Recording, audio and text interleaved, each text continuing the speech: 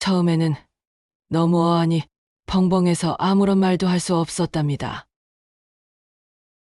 돈을 잃은 거지. 사람이 죽은 건 아니지 않느냐고 영감은 말했습니다.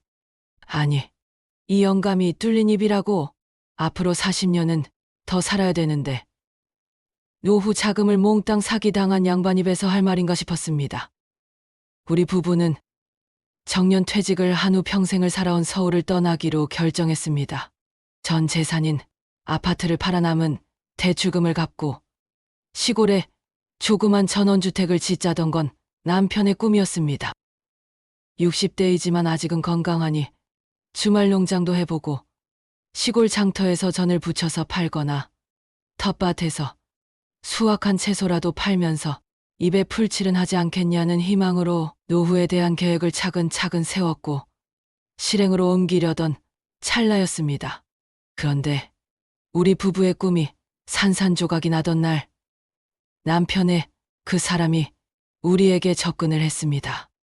남편의 군대 후임이라던 그 인간 어느 날 느닷없이 찾아와선 오래전 은혜를 갚고 싶다며 수익률이 보장된다며 대체 에너지니 뭐니 알아듣기 힘든 말들을 하며 남편을 몇 번이나 찾아왔습니다.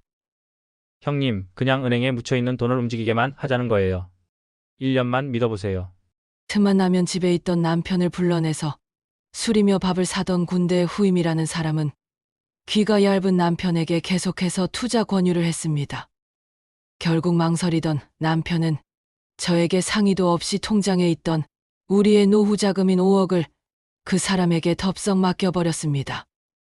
처음부터 5억을 몽땅 가져간 것은 아니었습니다. 처음에는 5천만 원만 투자하라고 꼬드겼고 한 달 후에는 8천만 원을 투자해야 원래 넣었던 돈을 찾을 수 있다는 식으로 계속해서 입금을 요구하니 결국 우리 부부의 통장에 있던 예금 5억 원을 전부 그 후임에게 보내게 된 것이었습니다. 우리 부부의 전 재산인 5억 원이 그 후임이라는 사람에게 입금되고 나서 며칠 후 그 사람은 연락이 두절되었습니다. 남편은 아침부터 저녁까지 그 후임에게 전화를 걸었지만 보통 때는 대리 울리자마자 받던 그 남자의 전화기는 꺼져 있었습니다. 결국 경찰서에 신고를 했지만 돌아오는 말은 사기를 당하셨습니다. 라는 말뿐이었습니다. 피해자는 우리 부부만이 아니었고 동네 사람들 몇 명과 남편의 동창생들까지 기망을 당해 전 재산을 날렸고 차명으로 만든 계좌에 있던 돈은 모두 인출이 된 후 잠적을 한 것이었습니다. 그 일이 있은 후 남편은 한동안 밥을 먹지 않았습니다. 눈만 뜨면 넋이 나간 사람처럼 뉴스를 틀어놓은 채로 소파에 누워있더군요. 이런 남편을 옆에서 보고 있자니 내 마음도 지옥불 속을 헤매는 듯하여 무작정 김밥을 수십 줄 싸들고 장터로 나가서 장사를 했습니다. 생전 처음 사람들 앞에서 김밥을 팔아보는데도 창피하다는 생각도 들지 않았습니다. 돈을 잃은 것도 억울하고 잠이 오지 않는 일이지만 무엇보다도 남편이 걱정이 되었습니다. 그래서 저는 저라도 마음을 다잡고 다시 시작해보리라 다짐을 하며 장터에서 눈물을 훔쳤습니다. 시간이 약이라고 했던가요. 하루 종일 소파에 누워서 TV 뉴스만 듣던 남편은 생활정보지와 구인 광고란을 열심히 찾아보더니 경비 일을 해보겠다고 나섰습니다. 작은 중소기업에서 직원들에게 지시를 내리던 남편이 나이 60이 넘어서 굳은 일을 마다하지 않고 경비 일을 하겠다고 하니 걱정이 앞섰지만 집안에서 넋이 나간 채로 있는 것보다는 건강에 좋겠다 싶어서 찬성을 하였습니다. 하지만 경비일은 생각보다 녹록치 않은 일이었습니다. 가을이 가고 겨울이 오자 눈이 내리기 시작했고 남편은 출근과 동시에 하루 종일 눈을 치우느라 퇴근 후에는 녹초가 되어서 돌아왔습니다. 쌓인 눈을 신속하게 치우지 않으면 아파트 입주민들이 난리를 치더군요.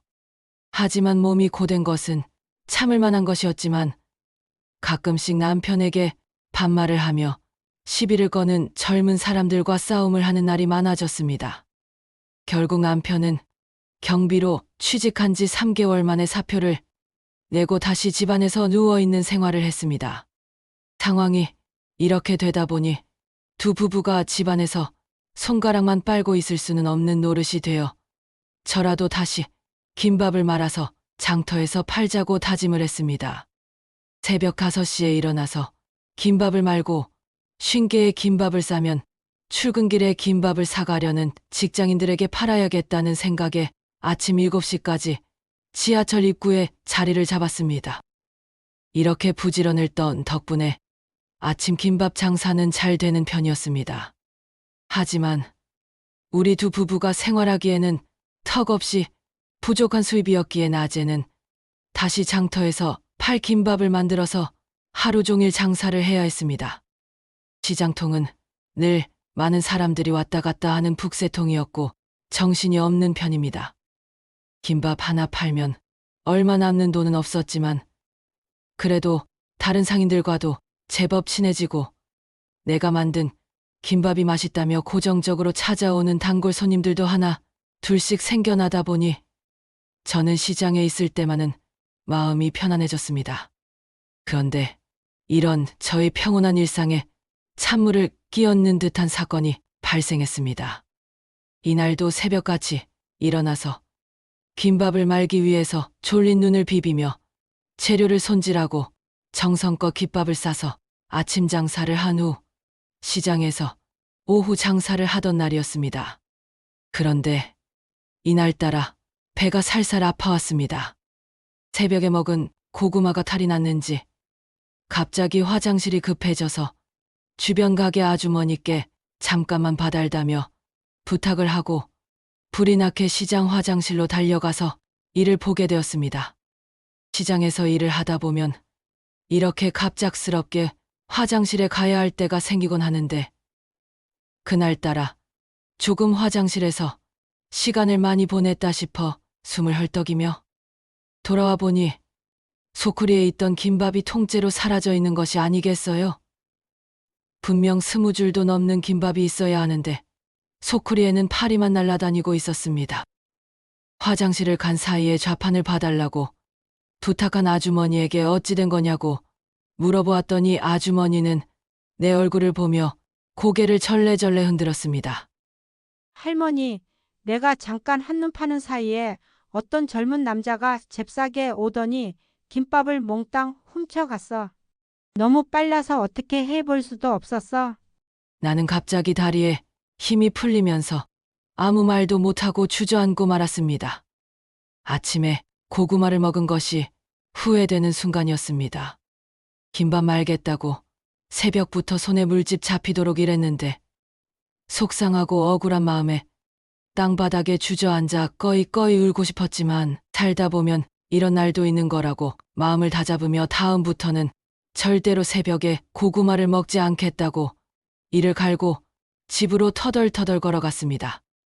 집에 도착하자 남편은 역시나 소파에 누워서 오늘 일어난 뉴스를 멍하니 보고 있더군요. 지금까지는 사기를 당한 남편이 원망스럽고 미워도 대놓고 원망을 하거나 화를 내지는 않았지만 김밥을 몽땅 도둑 맞은 이날만큼은 저도 감정이 추슬러지지 않더군요. 그래서 남편을 보자마자 뉴스 못 봐서 죽은 귀신이라도 있나 하고 소리를 질렀습니다. 내가 누구 때문에 이 고생인데 영감이라는 사람은 전 재산을 후배라는 사기꾼 놈에게 다 털어주고 이 나이에 김밥 장사나 평생 하면서 내가 당신을 죽을 때까지 먹여 살려야 하는 거요. 사지 멀짱한 양반이 하루 종일 누워있는 꼬라지도 베기 싫고 밥 먹는 것도 꼴 보기 싫으니 당장 나가서 노가다를 하든 폐지를 줍든 좀 움직여요. 움직여. 으이그, 내가 못 살아.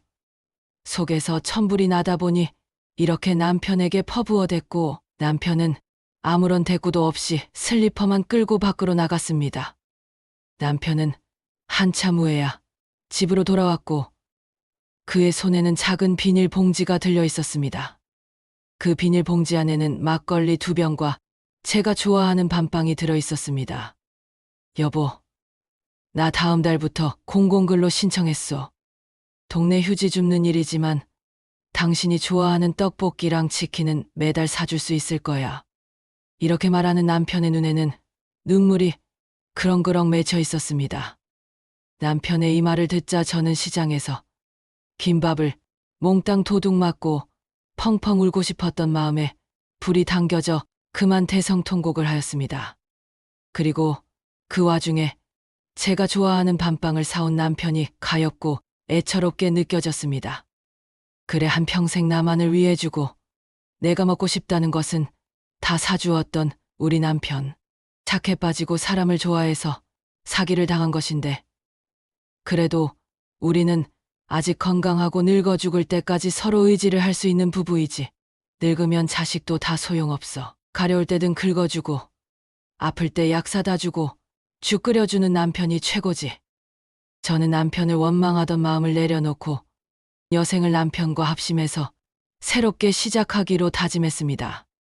비록 우리의 노후 자금 5억은 사라졌지만 좀 더 편안하게 살아보려는 욕심이 사람의 눈을 멀게 했다는 것을 알았습니다. 그리고 우리 부부같이 노후를 걱정하는 60대의 사람들이 사기를 당하지 않으려면 다음과 같은 사항을 명심해야 한다는 것을 알았습니다. 노후 자금을 지키기 위해선 돈보다 사람을 먼저 조심해야 합니다. 특히 다음과 같은 유형의 사람을 경계하세요. 지나치게 친근하게 다가오는 사람, 오래된 친구, 친척, 후배라 하더라도 갑자기 연락해 반가움을 앞세우며 투자를 권한다면 주의가 필요합니다. 형님 덕 좀 보게 해드릴게요. 가족처럼 생각해서 드리는 기회예요 같은 말은 대부분 미끼입니다. 고수익 무위험을 강조하는 사람, 원금 보장에 월 10% 수익 같은 말은 현실에 없습니다. 투자는 원래 위험이 따르는 것이며 고수익일수록 고위험이 기본입니다. 그 말을 하는 사람은 정직한 금융인이 아닐 가능성이 높습니다. 전문 용어로 현혹하는 사람, 펀드, 코인, 수소에너지, 스타트업, 리치아리아이티스 같은 단어를 설명 없이 나열하며 복잡하니까 저만 믿으세요라고 말하는 사람도 피해야 합니다. 내가 이해하지 못하는 상품엔 절대 돈을 넣지 마세요. 다들 하고 있다며 압박하는 사람. 이웃박 사장님도 했어요. 지금 안 하면 기회 놓쳐요. 등 집단 심리를 자극하며 조급하게 만드는 말은 전형적인 사기 수법입니다. 투자엔 충동이 아닌 숙고가 필요합니다. 계약서 없이 돈을 요구하는 사람, 구두 약속, 문자, 메모 등으로만 진행하자는 사람은 무조건 거부해야 합니다. 계약서 없이 돈을 맡기는 건 사기와 다름없습니다.